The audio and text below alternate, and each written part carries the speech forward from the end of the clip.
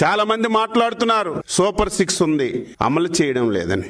ఆర్థికంగా ఇబ్బందులు ఉన్నాయి, సమస్యలు ఉన్నాయి. అయినా సరే రేపు జూన్ లోగా ఇంకొక 3 మంచి కార్యక్రమాలని ప్రజానీకానికి సూపర్ 6 లో ఇచ్చిన హామీలు నెరవేర్చాలని చెప్పి నిర్ణయం చేశాం. అందులో భాగంగా రేపు పాఠశాలలు తెరిసే సమయానికి ఏదైతే తల్లికి వందనం కింద ఒక పిల్లవాడికి 15,000 ఇస్తామని చెప్పాము.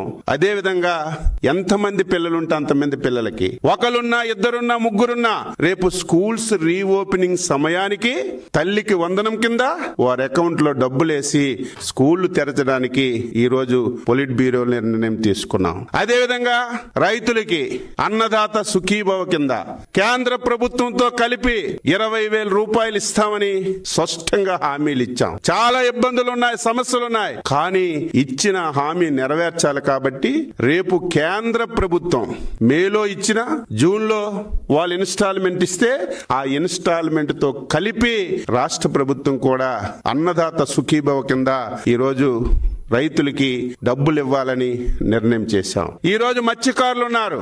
మత్స్యకార భరోసా ఏదైతే వేట నిషేధ సమయానికి 10,000 ఇచ్చేవాళ్ళు 20,000 ఇస్తామని చెప్పాం. నిషేధం రేపు ఏప్రిల్ 15 నుంచి జూన్ 15 వరకు 2 మాసాలు వేట నిషేధం ఉంటుంది.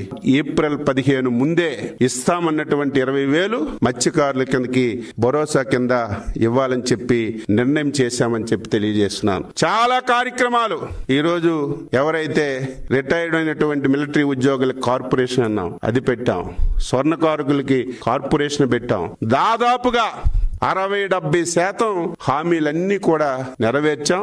ఇంకా మిగిలినటువంటివి యువతకి నిరుద్యోగ భృతి, ప్రతి ఆడపిల్లకి 1,500, బస్సు ఉచితంగా ఇస్తామని ఇంకా 3-4 కార్యక్రమాలు ఉన్నాయి. ఇవన్నీ కూడా సాధ్యమైనంత వరకు ఆర్థికంగా ఈ రాష్ట్రాన్ని బలోపేతం చేసి ఆర్థిక పరిపుష్టిని తీసుకొచ్చి ఇచ్చిన ప్రతి ఒక్క హామీని నెరవేర్చడానికి అన్ని విధాల చర్యలు తీసుకోవాలని డీటెయిల్ గా రాష్ట్ర ముఖ్యమంత్రి గారు ఈ రోజు మేనిఫెస్టో కూలంకుశంగా చదివి ఈ కార్యక్రమాలు మనం చేశాం. ఈ కార్యక్రమాలు ఈ సమయంలో చేస్తున్నాం.